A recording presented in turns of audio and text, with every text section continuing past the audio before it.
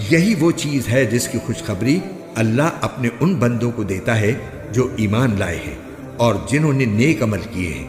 ए पैगंबर, काफिरों से कह दो कि मैं तुमसे इस तबलीग पर कोई उजरत नहीं मांगता सिवाय रिश्तेदारी की मोहब्बत के, और जो शख्स कोई भलाई करेगा हम उसकी खातिर उस भलाई में मजीद खूबी का इजाफा कर देंगे।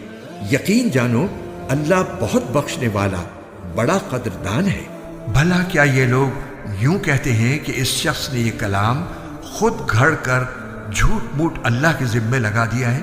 हालांकि अगर अल्लाह चाहे तो तुम्हारे दिल पर मोहर लगा दे, और अल्लाह तो बातिल को मिटाता है और हक को अपने कलिमात के जरिए साबित करता है।